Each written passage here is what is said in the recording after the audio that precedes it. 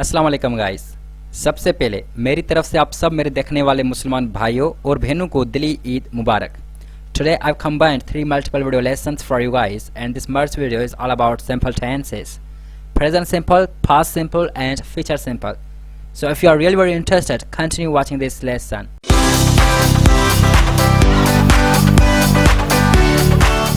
Hello guys, Assalamu alaikum. Welcome to my YouTube channel Learn English with Rizwan Ali.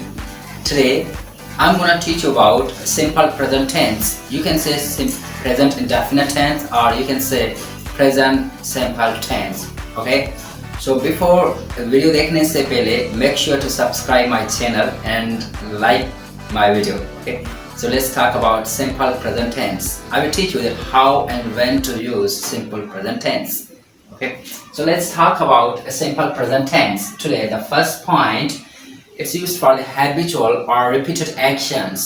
Means अगर आप किसी काम के आदी हैं या जो एक्शन जो है वो repeated actions हैं, तो वहाँ पर simple present tense का इस्तेमाल किया जाता है. For example, I get up at 6 o'clock. मैं 6 बजे उठता हूँ. This is the habitual. You can say I get up every day at 6 o'clock. मैं हर रोज सुबह 6 बजे उठता हूँ. The shop closes at 7 p.m. This is the repeated action. दुकान 7 बजे बंद होती है. She never forgets to do her homework. वो अपना homework करना कभी भी नहीं भूलती है. Okay. This is the repeated action. Okay. The next point, fact that stands to all the time. कोई सच जो everyone knows. Okay. Example, the sun rises in the east. सूरज मशरिक से तलु होता है. In Canada, it often snows in winter. Canada में अक्सर करके सर्दी में बर्फबारी होती है. Okay. Next point, actions happen right now. Okay. जैसे कि she wants a coffee, वो कॉफी चाहती है, but now. Okay. Do you need some help? क्या आपको कुछ मदद की जरूरत है? Means अभी आपको क्या मदद की जरूरत है? Okay, right now. Next point, future events. Something fixed like a schedule and calendar. कोई चीज मतलब कोई टाइम टेबल, कोई schedule जब फिक्स होता है, then वहाँ पर हम simple present tense का इस्तेमाल करते हैं. Okay. What time does your flight to China leave? आपकी चाइना की फ्लाइट कब निकलेगी? Okay. The train leaves in 15 minutes. Train 15 minute में निकलेगी. The plane arrives at tomorrow. Okay. Plane कल 8 बजे पहुंचेगा. Time and 15 minutes and at tomorrow. It's scheduled future events. Okay. Scheduled future events. ये show करता है scheduled future events. Okay. This showing that scheduled future events. The next thing, दूसरी चीज़ ये है कि present simple tense का इस्तेमाल हम conditional sentence में भी करते हैं. Conditional, first conditional used instead of future simple tense. यानी simple present tense का first conditional sentence में इस्तेमाल करते हैं. जो if clause होता है वहाँ पर प्रेजेंट सिंपल टेंस का इस्तेमाल होता है, जबकि जो सेकंड क्लॉज होता है वहाँ पर फ्यूचर सिंपल टेंस का होता है. लेकिन इनकी जो मायना निकलेगी वो फ्यूचर की निकलेगी. जैसे कि if you don't help I will not help either. अगर आप मदद नहीं करेंगे तो मैं भी मदद नहीं करूँगा. दूसरा सेंटेंस है if it rains she won't come. अगर बारिश होती है तो वो नहीं आएगी. ओके. दूसरा ये है कि सिंपल प्रेजेंट टेंस का इस्तेमाल हम जीरो कंडीशनल में भी करते हैं. If you heat water that boils, अगर आप पानी गर्म करोगे तो वो उबलेगा. ओके. ये कंडीशनल सेंटेंस हम आगे चल के पढ़ेंगे. इस वक्त हम सिंपल प्रेजेंट टेंस पढ़ रहे हैं. Okay guys, now spelling rules. For third person singular, the word always ends in s, es or ies. Okay. For example, that अगर y से पहले वॉवेल आता है तो वहाँ पे आपको जस्ट s का इजाफा करना है. ओके.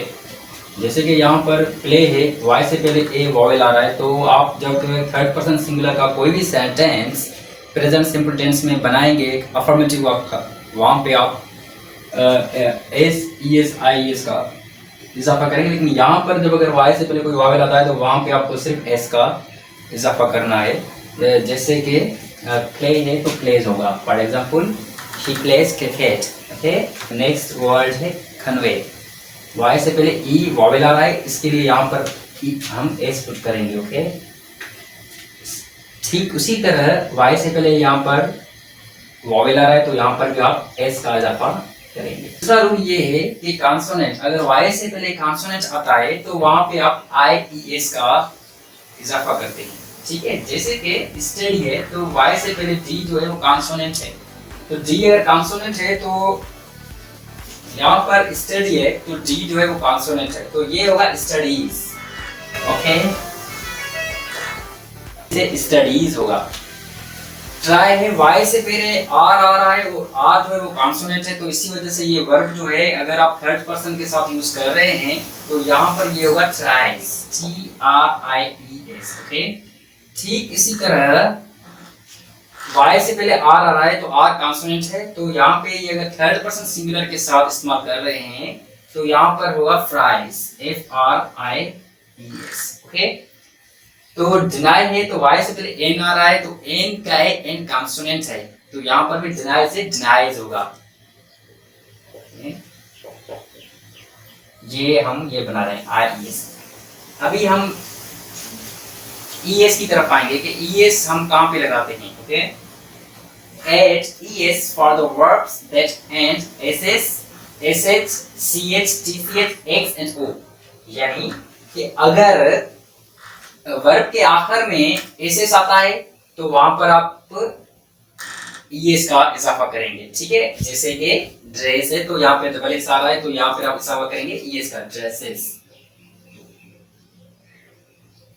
ओके, दूसरा कहता है अगर एस एच आए तो वहां पर भी आप ईएस का इजाफा करेंगे, जैसे कि एस्टैब्लिश, एस्टैब्लिशेस।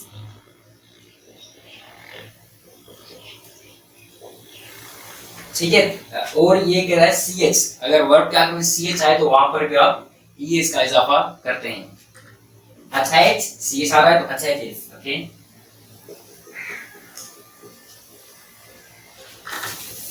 स्केच है, टी सी एच आ रहा है तो यहाँ पर होगा sketches, S K E T C H E S. Okay, relax, X आ रहा है तो एक्स अगर आए वर्ब के आखिर में तो वहां पर भी आप ई एस का इजाफा करते हैं, जैसे कि रिलैक्स है तो रिलैक्सिस होगा। लास्ट वर्ड है, अगर ओ आखिर में आए, वर्ब के आखिर में ओ आता है तो वहां पर भी आप ई एस का इजाफा करते हैं, जैसे कि गो, गोज होगा। ओके, ये अगर डबल एस आ जाए तो वहां पर भी ई एस का इजाफा होता है, जैसे कि क्रॉस है, क्रॉसेस हुआ। अगर आखिर में सी एच आता है जैसे केच है, मींस पकड़ना, तो ये अगर थर्ड पर्सन के साथ यूज करेंगे तो कैचेस होगा। ठीक है, अगर टीसीएच आता है, स्विच है, S W I T S C H, switches. X अगर आ जाए तो होगा ईएस, रिलैक्सेस, लाइक फैक्सेस। और अगर आखिर में ओ आए वर्ब के आखिर में तो वहां पर भी ईएस का इजाफा होता है, जैसे गोज है, डज है। Okay, now present simple tense के दो हेल्पिंग वर्ब्स होते हैं जिन्हें आप एक्सिलरी वर्ब्स भी कह सकते हैं, do and does. Okay, do के साथ हम I, we, you, they, two names का इस्तेमाल करते हैं, जबकि डज के साथ थर्ड पर्सन सिंगुलर का इस्तेमाल किया जाता है, he, she, it and one name और असल is the one name. Okay, जुमले के अगर आखिर में ता है, ता हूँ, टी हूँ, ते हैं, टी हैं आए तो वो सेंटेंस प्रेजेंट सिंपल टेंस का होता है। ठीक है, जैसे कि मैं खाना खाता हूँ, वो यहाँ आते हैं, मुसलमान नमाज पढ़ते हैं। ओके, बच्चे रोते हैं। तो ये जो सैम्पल्स हैं उर्दू में, अगर आखिर में अगर ये आते हैं सेंटेंस के कहीं पर भी तो वो सेंटेंस जो है समझ जाना कि प्रेजेंट इंडेफिनिट टेंस का है, और वो अब बनाने में आसान है हमारे लिए। कैसे आसान है आइए देखते हैं। सेंटेंस यहाँ पर एग्जाम्पल के तौर पे मैंने दिया हुआ है कि वो खाना बनाती है। ठीक है, समझने की बात ये है कि इससे पहले हमें स्ट्रक्चर देख लेना चाहिए कि जो सेंटेंस स्ट्रक्चर है वो इस तरह से है कि पहले सब्जेक्ट आता है। तो सब्जेक्ट कौन से होते हैं, तो ये जो भी हैं ये सब्जेक्ट्स हैं। Okay, he, she, it, we, you, that, one name and two names, these are subjects, इन्हें सब्जेक्ट्स कहा जाता है। ये प्रोनाउंस हैं, यहाँ पर सब्जेक्ट के तौर पर इस्तेमाल किए जाते हैं। ठीक है, उसके बाद आता है वर्ब का फर्स्ट फॉर्म। वर्ब का फर्स्ट फॉर्म होता है, वर्ब का फर्स्ट फॉर्म अगर आप थर्ड पर्सन सिंगुलर यूज कर रहे हैं सब्जेक्ट, अगर प्रोनाउन थर्ड पर्सन सिंगुलर है तो जो वर्ब है तो वहां पर एस, ई एस या आई एस का इजाफा होता है वर्ब को देख के। ठीक है, वर्ब आता है, उसके बाद ऑब्जेक्ट आता है, यानी जिस पे काम का असर हो रहा हो। ओके, वो खाना बनाती है। अब वो को हम इंग्लिश में क्या कहते हैं? शी कहते हैं। ठीक है, शी। खाने को फूड कहते हैं। ठीक है, याद रहे कि इंग्लिश में जो ऑब्जेक्ट है वो लास्ट में आता है, लेकिन यहाँ पर जो ऑब्जेक्ट है वो सब्जेक्ट के बाद में आता है। उर्दू में मोस्टली ऐसे होता है। फॉर एग्जाम्पल अगर मैं कहूँ मैं क्रिकेट खेलता हूँ, अभी मैं के बाद क्रिकेट आ रहा है तो क्रिकेट इंग्लिश में ऑब्जेक्ट हो जाता है, आई प्ले क्रिकेट। ओके, वो को शी कहते हैं, खाना को फूड कहते हैं, बनाना मेक कहते हैं, लेकिन यहाँ पर सेंटेंस के हिसाब से स्ट्रक्चर को फॉलो करके हम सेंटेंस बनाएंगे। जैसे कि शी मेक्स, एस लगेगा यहाँ पे क्योंकि थर्ड पर्सन सिंगुलर है। शी मेक्स फूड, वो खाना बनाती है। अगर नेगेटिव में जाए तो नेगेटिव में मैं आपको बताता चलूँ कि नेगेटिव इसकी फॉर्म होती है डज नॉट। ओके, नेगेटिव में डज नॉट लगता है, लेकिन इनकी जो इसकी जो कॉन्ट्रैक्शंस होती है वो ये होती है डजंट। ओके, दूसरा है डू नॉट। डू नॉट की शॉर्ट फॉर्म होती है डोंट। डज नॉट जो है इसकी कॉन्ट्रैक्शन फॉर्म होती है डजंट, और डू नॉट की कॉन्ट्रैक्शन फॉर्म होती है डोंट। ओके, जब आप कोई एप्लीकेशंस, ड्राफ्ट, ईमेल लिख रहे होते हैं या ऐसे लिख रहे होते हैं तो वहाँ पे आप कॉन्ट्रैक्शन फॉर्म यूज नहीं कर सकते। ठीक है, वहाँ पे आपको full form of the axillary verbs यहाँ हेल्पिंग वर्ब्स की जो फुल फॉर्म है आपको वो यूज़ करनी पड़ती है। ठीक है, अब इसका जो नेगेटिव सेंटेंस है she does not make food, यहाँ पे एस जो है वो रिमूव होता है। ओके, अच्छा, नेगेटिव सेंटेंस में क्या होता है कि जो एस होता है या ई एस या आई एस जो है वो उनको रिमूव किया जाता है। वो नेगेटिव, इंट्रोगेटिव एंड नेगेटिव में रिमूव हो जाता है, सिर्फ अफर्मेटिव तक वो रहता है। सही है, जैसे कि मेक से तो नेगेटिव में मेक होगा, मेक्स नहीं होगा। ठीक है, अब ऐसा क्यों होगा?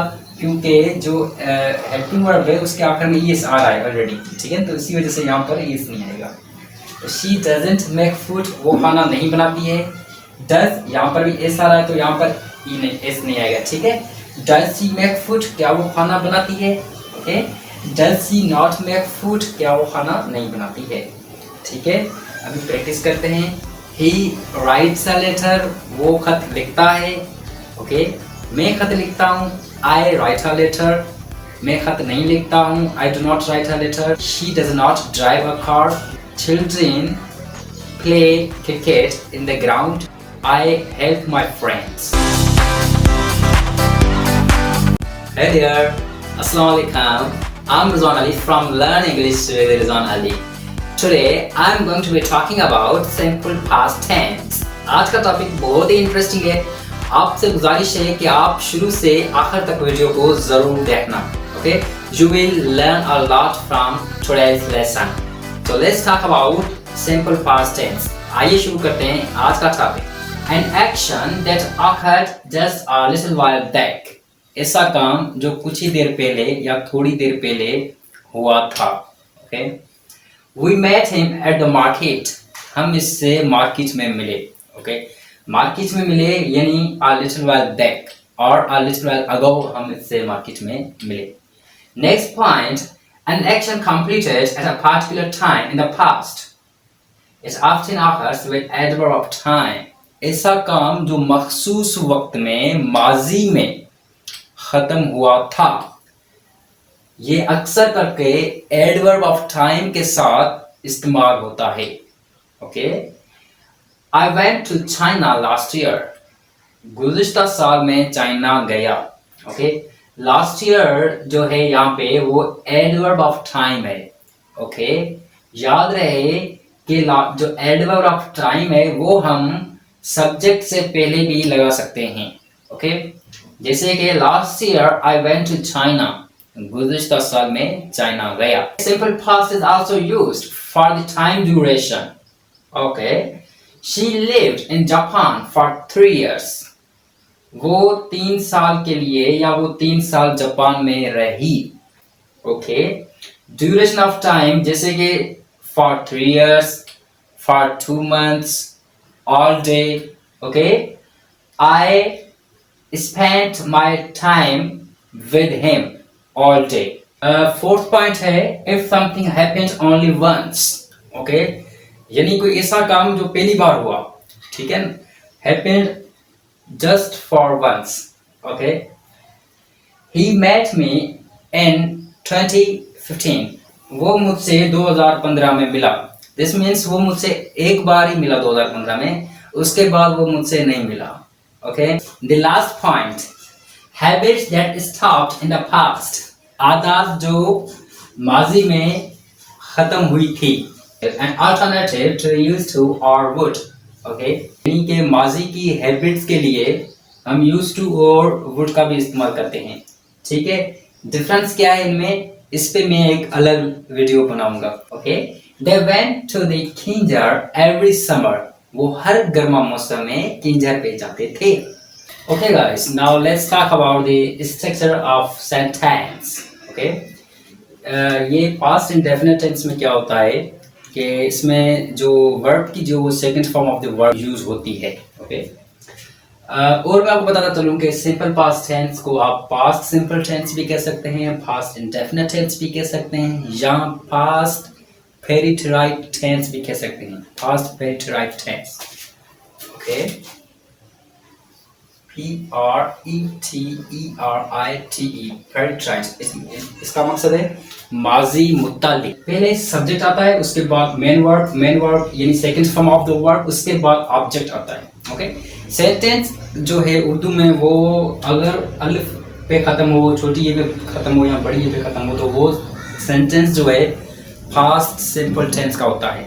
जैसे कि मैंने खाना खाया, अलिफ पे खत्म हो रहा है, वो यहाँ आई अलिफ पे खत्म हो रहा है. ठीक है. नाउ यहाँ पे जो negative interrogative and interrogative negative के लिए जो एक्सिलरी वर्ब यूज होता है वो है डिड. ओके. डिड जो है इसकी डिड नॉट की जो कॉन्ट्रैक्टेड फॉर्म होती है वो होती है डेंट. ओके. डेंट. मेन वर्ब जो है second form of the main verb sentence में सिर्फ अफर्मेटिव में इस्तेमाल होता है. उसके बाद नेगेटिव में जब डिड आएगा तो वो second form of the verb change हो जाएगी फर्स्ट फॉर्म में, और नेगेटिव में भी, इंटरोगेटिव में भी, और इंटरोगेटिव एंड नेगेटिव में भी. ठीक है. जैसे कि she bought this iPhone 2 months अगो. इसने ये आईफोन 2 माह पहले खरीदा. 2 months अगो जो है ये एडवर्ब ऑफ टाइम को यहाँ पे शो कर रहा है. ठीक है. She didn't buy this iPhone 2 months ago. इसने ये आईफोन 2 माह पहले नहीं खरीदा. didn't भी कह सकते हैं, did not भी कह सकते हैं. ठीक है. अगर आप कोई पैराग्राफ लिख रहे हैं, कोई ईमेल ड्राफ्ट लिख रहे हैं, या कोई भी फॉर्मल लेटर वगैरह आप टाइप करें, तो वहाँ पे आप did not का इस्तेमाल करेंगे. कॉन्ट्रैक्टेड फॉर्म्स यूज नहीं होती. ठीक है. और इंट्रोगेटिव में क्या होता है कि did she buy this iPhone 2 months ago. क्या उसने 2 माह पहले ये आईफोन खरीदा. ओके. क्या इसने ये आईफोन 2 माह पहले खरीदा. ठीक है. और मैं आपको अगर सेंटेंसेस के एग्जांपल्स दूं तो इस तरह से होता है. She prepared tea for the guest. इसने मेहमान के लिए चाय तैयार की. Okay. We went to the market. हम मार्केट गए. Okay. My friends came to meet me. मेरे दोस्त मुझसे मिलने आए. Students read books in the library. शागिर्दों ने लाइब्रेरी में किताबें पढ़ी. ओके. 2 तरह के वर्ब्स होते हैं जो सेंटेंसेस में यूज होते हैं. एक होते हैं रेगुलर वर्ब्स, दूसरे होते हैं इरेगुलर वर्ब्स. रेगुलर वर्ब्स किस तरह से बनते हैं? By adding ED. Okay. At the end. Okay. कोई भी वर्ब जिसके आखिर में हम ईडी लगाएं तो वो रेगुलर वर्ब बन जाता है. ठीक है. एक्सेप्ट. अच्छा, इसकी second form of the verb and third form of the verb same होती है. ठीक. Accept. First form of the verb accept, कबूल करना. Accepted, accepted. Second form accepted and third form is the accepted. Walk, चलना. First form of the verb, second form walked and walked. ed. We put ed by adding ed and make regular verb. Okay. Then ending in a silent e, at e. अगर e silent पे खत्म हो रहा है तो वहाँ पे just you have to put d. For example, close. E is ending E, and you have to put D. Close, closed, closed. Okay. And then die. E. Okay. Die. Died. Died. Okay. Y से पहले अगर consonant आता है तो Y change होगा I में, and then we add ed. Okay. Example, carry. Y से पहले डबल R यानी R आ रहा है तो R कॉन्सोनेंट है तो Y चेंज हो गया I में और फिर हमने लगाया ed. ये हो गया carried. Carried is the second form of the verb and third form is also carried. Okay. Try. Y से पहले R आ रहा है. R is the consonant. Okay. Try. Try is the second form of the verb and third form also will be the same. Tried, tried, tried. Okay, let's talk about irregular verbs. Irregular verbs में no rules. कोई कायदा नहीं होता इसमें. ठीक है. इसकी second first form change होती है, सेकंड फॉर्म फर्स्ट से चेंज होती है, थर्ड फॉर्म फर्स्ट से चेंज होती है तो सेकंड से भी चेंज होती है. ठीक है. Go, went, gone. Okay. Eat, ate, eaten. Okay. ऐसे बहुत सारे हैं. Come, came, come. I hope you got the today's lesson. एक बात मैं आपको और बताता चलूं कि यहाँ पे जैसे एडवर्ब ऑफ टाइम है तो ये कंपल्सरी नहीं होता कि आप इसको मेंशन करें. Sometimes we do not mention the adverb of time. Adverb of time जो है वो सिर्फ सब्जेक्ट ही जानता है. समटाइम्स हम ये शो नहीं करवाते. ठीक है. For example, I won the prize. मैंने प्राइज जीता, लेकिन यहाँ पे मैं ये नहीं शो कर रहा कि मैंने प्राइज कब जीता. मैं कहूँ I won the prize last year. ठीक है. तो यहाँ पर जो लास्ट ईयर है ये एडवर्ब ऑफ टाइम है.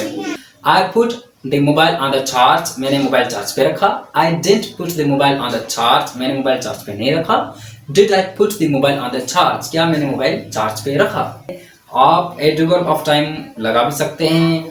अगर आप नहीं लगाते तो वो सिर्फ सब्जेक्ट को मालूम होता है. ठीक है कि काम उसने किस वक्त किया. It's depends on the subject. दूसरा ये कि आप simple past tense, past simple tense कह सकते हैं, पास्ट इंडेफिनिट टेंस कहते हैं, सिंपल पास्ट टेंस कह सकते हैं, पास्ट पेरिफेरल टेंस भी कह सकते हैं. Okay, no difference. It's up to you. दूसरा मैंने आपको ये भी बताया कि एडवर्ब ऑफ टाइम जो है वो आप सेंटेंस से पहले भी पुट कर सकते हैं. ठीक है. ये भी आप In today's lesson, we are going to look at the specific usages of future simple tense. Future simple tense जो है यानी अगर हम फ्यूचर के बारे में बात करते हैं तो वहाँ पर हम बाकी टेंसेस का भी इस्तेमाल करते हैं.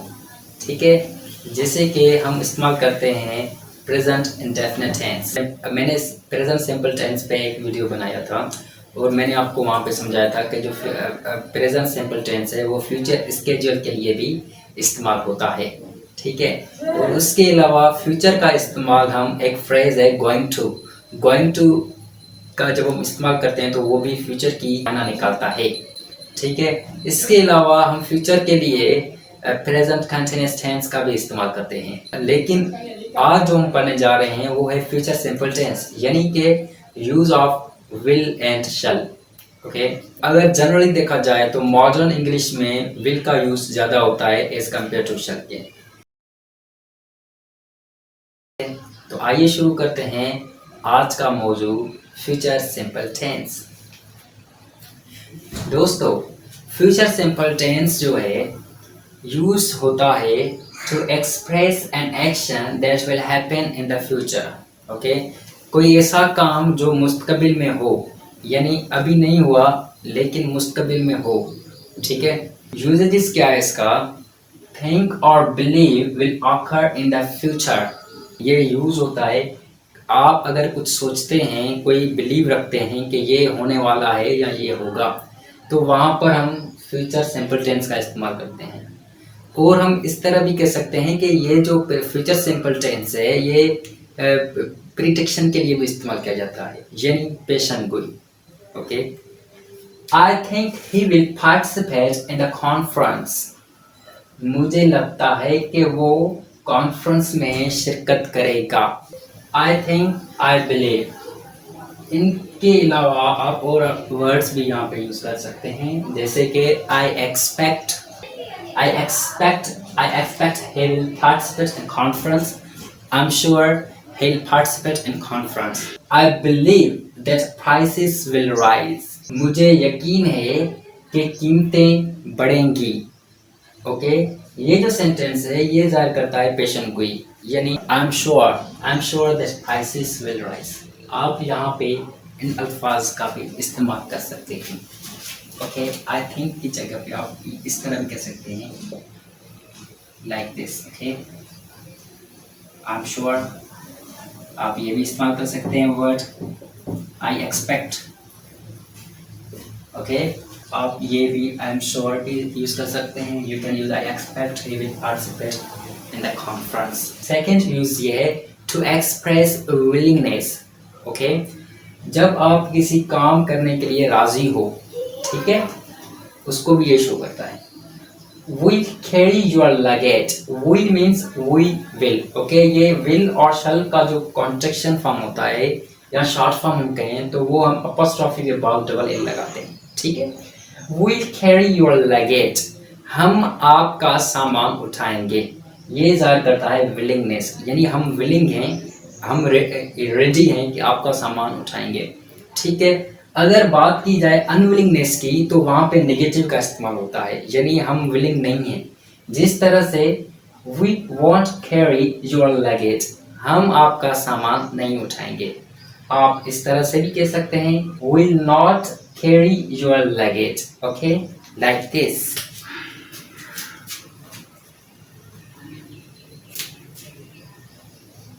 Will not carry your luggage, हम आपका सामान नहीं उठाएंगे, ठीक है। इसके अलावा तीसरा पॉइंट ये है decide to do something at the time of speaking। Okay, इस्तेमाल होता है फ्यूचर सिंपल टेंस। आप at a time, at once कोई डिसीजन लेते हैं बोलते वक्त, तो वहां पर हम फ्यूचर सिंपल टेंस का इस्तेमाल करते हैं, ठीक है। It's raining, I will take an umbrella. Okay, बारिश हो रही है, मैं छतरी उठाऊंगा। डियर फ्रेंड्स, इसके अलावा फ्यूचर सिंपल टेंस का हम इस्तेमाल कंडीशनल्स के भी साथ करते हैं। If it rains I won't go outside, अगर बारिश होगी तो मैं बाहर नहीं जाऊंगा। ओके फ्रेंड्स, तो लास्ट इसका यूज है फोर्थ कि शेल जो है हम क्वेश्चंस में यूज करते हैं सजेशंस के लिए, यानी मशवरे के लिए, सही है। It is noise outside, shall I close the door. For example, मैं रूम में खड़ा हूँ, मेरा दोस्त अपना काम कर रहा है और दरवाज़ा खुला हुआ है, ठीक है, और मुझे फील हो रहा है कि वो डिस्टर्ब हो रहा है, तो मैं उस सूरत हाल में उसे कह सकता हूँ it's noise outside, should I close the door. बाहर शोर है, क्या मैं दरवाज़ा बंद करूँ? यहाँ पे ये नहीं होगा क्या मैं दरवाज़ा बंद करूँगा, यहाँ पे ये होगा क्या मैं दरवाज़ा बंद करूँ। शैल आई क्लोज द डोर, क्या मैं दरवाज़ा बंद करूँ। Now, let's talk about shall and will. Shall is more formal than will. Will is more common, particularly in modern English. Shall is more common in British English. It's rarely used in American English. हम shall का इस्तेमाल I और we pronoun के साथ करते हैं, ठीक। Will का इस्तेमाल हम you, he, she, it, they pronouns के साथ करते हैं। विल का इस्तेमाल आप सिंगुलर नेम के साथ भी कर सकते हैं और टू नेम्स के साथ भी कर सकते हैं। Contractions, I shall, I, we shall, will, he will, he'll, it will, it'll, they will, they'll, she will, she'll, you will, you'll। Negative में shall not का होता है shan't। Okay, I shan't do this work, मैं ये काम नहीं करूँगा। और will not का होता है won't। I won't disturb you again, दोबारा मैं आपको डिस्टर्ब नहीं करूँगा। Future simple tense, future indefinite tense और सिंपल फ्यूचर टेंस एक ही बात है, डोंट कंफ्यूज। ओके, जब हम अफर्मेटिव सेंटेंस बनाते हैं तो हम आई विल, यू विल इस तरह से इस्तेमाल करते हैं, सही है। अगर हम नेगेटिव बनाते हैं तो I will not participate with you, I will not participate in the program, या इस तरह से भी कह सकते हैं I shan't participate in the program, यानी दो तरह से नेगेटिव इसका बनेगा, ठीक है। So now let's move on to the sentence structure. Friends, future simple tense का सेंटेंस जो है वो गा, गे, गी पे खत्म होता है। ठीक है, मैं खाना खाऊंगा, मेरे दोस्त यहाँ आएंगे, अबिया स्कूल जाएगी। Now let's learn to make the sentences. Okay, sentence future simple के सेंटेंस हम इस तरह से बनाते हैं। सबसे पहले सब्जेक्ट का इस्तेमाल करते हैं, ठीक है, उसके बाद हम विल का इस्तेमाल करेंगे। आप शल का इस्तेमाल भी कर सकते हैं आई और वी के साथ, लेकिन मैंने यहाँ पे जस्ट विल इसलिए लिखा है क्योंकि will is more common particularly in modern English. Okay friends, अब हम sentences बनाना सीखेंगे। फ्यूचर सिंपल टेंस में सबसे पहले आप सब्जेक्ट का इस्तेमाल करते हैं, ठीक है, उसके बाद आप विल का इस्तेमाल करेंगे। आप शल का इस्तेमाल आई विल के साथ कर सकते हैं, लेकिन यहाँ पे जस्ट मैंने विल इसलिए लिखा है क्योंकि will is more common particularly in modern English. Then first form of the verb and then object. Example, मैं मुज़म्मिल से अगस्त में मिलूंगा। मैं means I is the subject. Okay, I के साथ हम विल का यूज कर रहे हैं। I will meet Muzammil in the August, मैं मुज़म्मिल से अगस्त में मिलूंगा। I won't meet Muzammil in the August, मैं मुज़म्मिल से अगस्त में नहीं मिलूंगा। आप इस तरह से सेंटेंस बना सकते हैं, I not meet Muzammil in the August. Okay, question इस तरह से बनाएंगे, सबसे पहले आप विल का इस्तेमाल करेंगे, उसके बाद सब्जेक्ट, फिर वर्ब, फिर ऑब्जेक्ट। ठीक है, ये फार्मूला है interrogative of question. Will I meet Muzammil in the August, क्या मैं मुज़म्मिल से अगस्त में मिलूंगा। Okay friends, I think the schools will reopen in the September, मुझे लगता है कि स्कूल सितंबर में दोबारा खुलेंगे। ये सेंटेंस शो करता है प्रिडिक्शन यानी पेशन गोई। ओके, we'll sit together, हम एक साथ बैठेंगे।